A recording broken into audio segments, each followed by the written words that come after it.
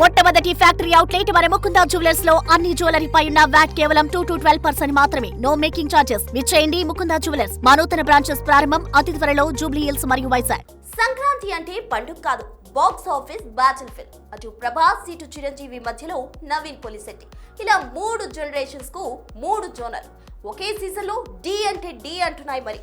అయితే కలెక్షన్లు కుమ్మేస్తున్నా కావాల్సినన్ని థియేటర్లు లేకపోవడమే మేకర్స్ కు పెద్ద డిసప్పాయింట్మెంట్. మరి ఇంతకీ ఈ బాక్స్ ఆఫీస్ బ్యాటిల్లో ఏ సినిమా సత్తా చాటుతుందో ఏంటో క్విక్ గా చూసేద్దాం.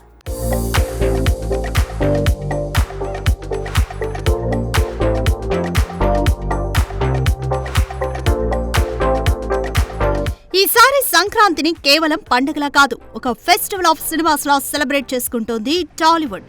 అవును, ఒకప్పుడు ఒక హిట్, 2 యావరేజ్లు, మిగతావి సైలెంట్. కానీ ఈ సంక్రాంతి అలా కాదు. రాజాసాబ్ రిజల్ట్ సైడ్ చేస్తే మిగిలిన 4 సినిమాలకు నెగటివ్ టాక్ అనే మాటే లేదు.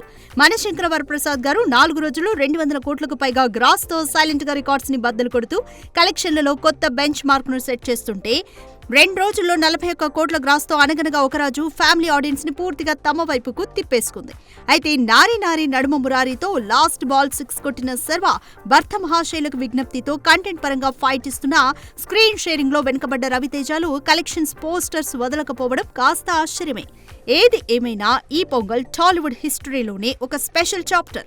ఎందుకంటే గత కొన్నేళ్లలో ఇంత భారీ స్థాయిలో సంక్రాంతి పండుగని టాలీవుడ్ సెలబ్రేట్ చేసుకున్న దాఖలాలే లేవు. మరి మొత్తానికి థియేటర్స్ ముందు క్యూస్, మేకర్స్ ఫేసుల్లో స్మైల్స్, ఇండస్ట్రీలో పాజిటివ్ వైబ్స్. అయితే ఇంతటి హ్యాపీ మూడ్ లో నెగటివ్ ఏంటంటే theatre crisis.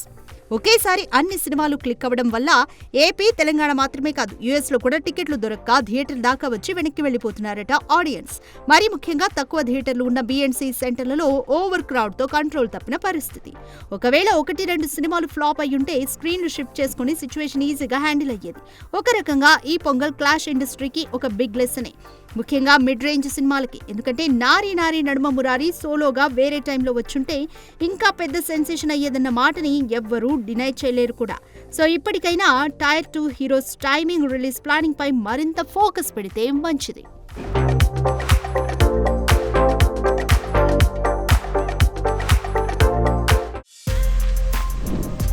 For more videos like this, subscribe Big TV channel.